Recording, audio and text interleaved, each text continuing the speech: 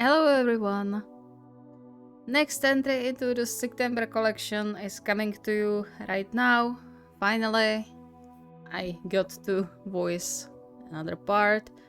Yeah, I'm slightly behind schedule, but that's because Vit just crossed my plans, all of my plans, and unfortunately I have to focus a lot on the re-uploads rather than on the new stuff, which is annoying, but unfortunately it is what it is, at least for now.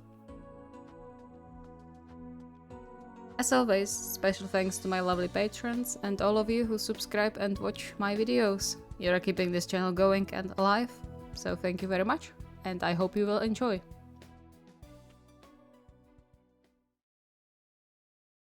Are you sure this is a good idea? He couldn't believe he was actually asking this, his very much adult fiancé nonetheless. But he couldn't otherwise.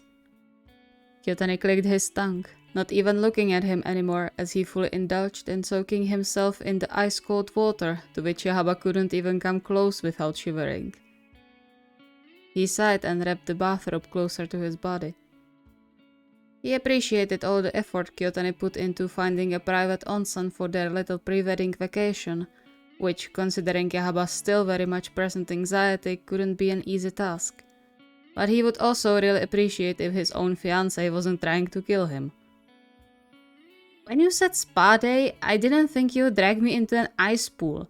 What did I do to you that you have to torture me like this?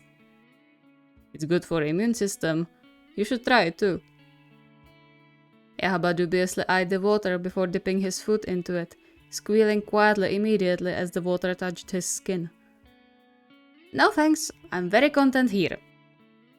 He ignored Kyotani rolling his eyes at him before his head disappeared under the surface again, re-emerging several meters down the pool. Your loss. It's going to be yours when you go down with cold. I won't. Unlike you, I'm taking care of building my immune system. That's why it's phenomenal right now. KyouHaba snorted a sour laugh. Yeah, keep telling yourself that. You know what, do whatever you want. You are an adult responsible for your own decisions after all. But don't expect I'll be taking care of you when you start sneezing. With that, he rebound the bathrobe around his waist in an attempt to make a dramatic exit, which fell flat almost immediately when he slipped on the tiles and almost fell on his butt, and headed to the door leading to other parts of the onsen. Where are you going? I'm cold. If you need me, I'll be in the hot springs. He didn't wait for Kyotani's answer and shut the door behind him, shivering with the remaining cold. Idiot, what does he think he's made of? Despite his grumbling, he would love to join his fiancée in swimming around.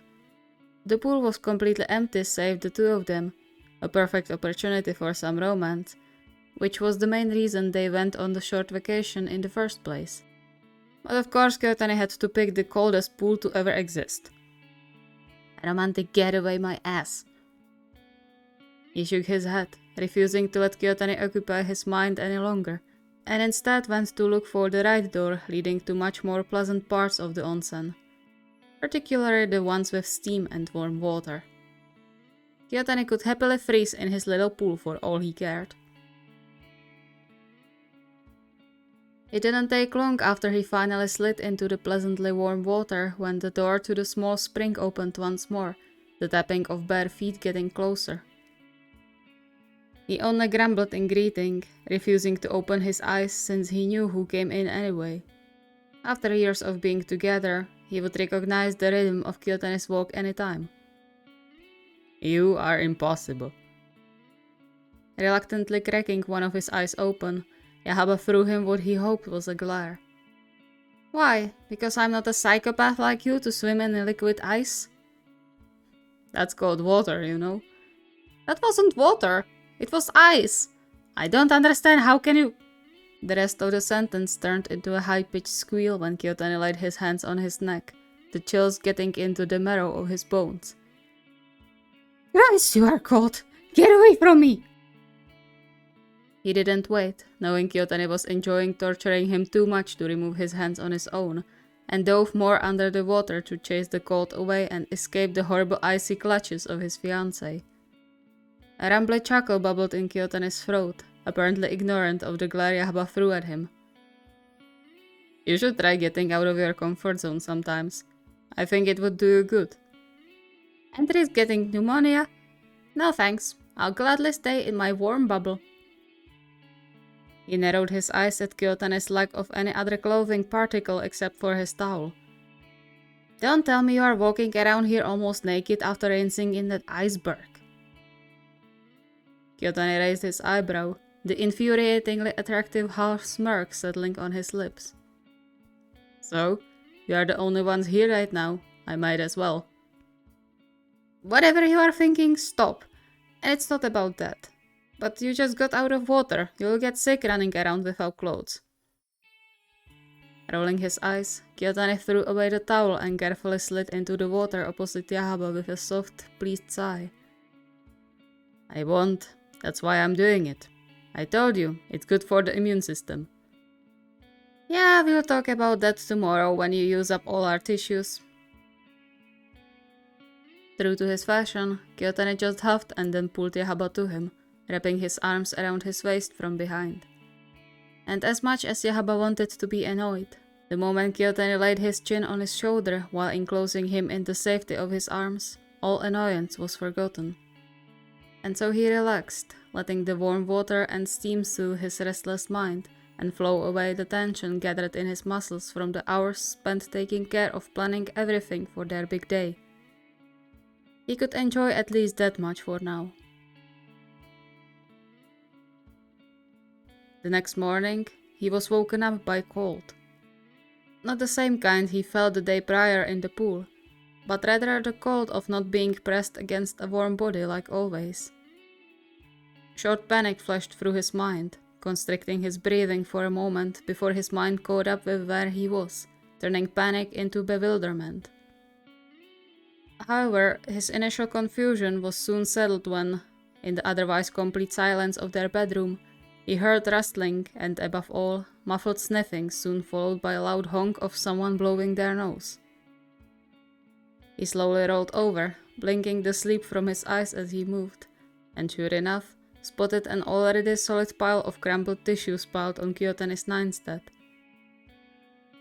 The man in question had his back turned to him, but even like that, KyouHaba could tell there was yet another tissue in his hand right now. Good for strengthening the immune system, huh? Kyotane groaned in answer and rolled on his back, his eyes slightly glossy and an expression of suffering on his face. Shut up. No, I don't think I'm gonna. He pushed himself on his elbow, taking note of the rasping Kyotane's voice that shouldn't be there, and gently poked his fiancée's cheek. Because, my dear, you brought this upon yourself, so you have only yourself to blame too. Kyotane grumbled something under his breath, but before KyouHaba could ask him to repeat, a loud sneeze echoed through the room, startling KyouHaba out of his skin. Damn it. Sighing, KyouHaba reached over to hand Kyotane another tissue, a light frown settling on his face. You are lucky you have enough time to get better. I'll return the ring if you sneeze into my face at the altar. Sure. I totally would. Don't try me. It wouldn't last an hour. KyouHaba huffed and turned away, but there was nothing he could say to refute Kyotane's words. He was right after all. He wouldn't make it a day without the ring. Not anymore. You should call your coach if you have practice. He didn't start until Friday. Good. He reluctantly unwrapped himself from the sheets, mentally cursing himself for his soft heart. Stay in bed today. I'll make us some breakfast. Didn't you say you won't be taking care of me if I get sick? KyouHaba shrugged. Better than listening to you sniffing and sneezing for the next week. He ostentatiously ignored the content smile spreading over Kyotane's lips and quickly headed out of the room, grumbling under his breath about irresponsible idiots causing themselves to fall sick. He let Bruno out into the garden, promising to take him on a walk later that morning, which earned him a happy bark, and then he could fully focus on his task. From the sheer goodness of his heart, he prepared 2 mugs to make tea and turned on the kettle. However, his thought process about what to make for breakfast was abruptly cut short when arms wrapped around him from behind, the short stubble on Kyotane's chin scratching the exposed skin on his shoulder. "Didn't I tell you to stay in bed?" "Don't wanna." "What are you, 5? And get away from me, you'll get me sick too." Kyotane whined, but let go and stepped back a few steps. Still, he didn't seem to plan on going back to bed. "It's not that bad that I couldn't help you out." Yahaba's heart fluttered. "That's nice of you, but you should rest now first and foremost. I can manage." "Shige. Seriously, it's just breakfast and tea." Against his better judgment, he smiled and landed a short kiss on Kyotane's lips before nudging him in the direction of the bedroom. "Go lay down. I'll call you if I need help with anything,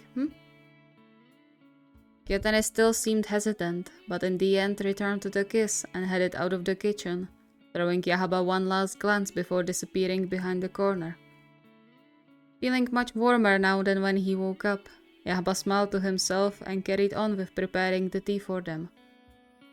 Not even 10 minutes later, he put the last bowl on the trail and followed into the bedroom, finding Kyotane surrounded by tissues and looking miserable. Unsure if he should pity him or laugh, he put the tray on the bedside table, lightly poking Kyotane's side to make him sit up before he handed him the tea. Despite the surely stuffed nose and scratchy throat, judging by the unusual rasp of his voice, Kyotane gave him a soft smile, brushing their fingers together when he took the mug from him. "Thank you, my angel." Yahaba quickly looked away, his face prickling with heat. "Sweet talking won't make me forget to tell you I told you so." "I'm not sweet talking, just saying things as they are." Yahaba whined quietly and hid his face in his palms, earning an amused chuckle. Gentle fingers removed the hair from his eyes and then nested against his cheek, turning his face back to Kyotane. "You are horrible." "But you still love me." "Unfortunately."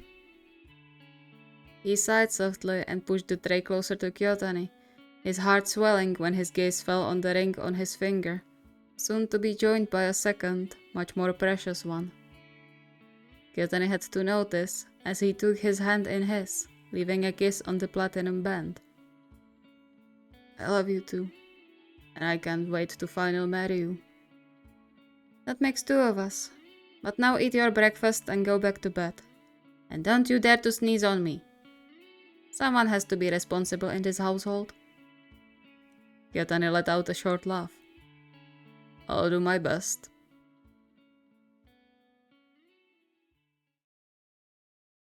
Thank you so much for watching. I hope you enjoyed. So as I said, I am not sure how the rest of the September is going to unwrap. I will try to do at least one other sig fic, which is probably going to be Sakuatsu, and maybe one Kugu Inu Shiba, because I promised fluff for them, so this is perfect. I may have found a way to speed up creation of the re-uploads, or respectively do it in a way that I don't have to copy everything. So I will be trying that. Hopefully it's going to work out, because I have lost 7 days. So yeah, it's going to be a little press, but I will see what I can do. If you have any requests or ideas, the request form is linked in the video description. See you next time.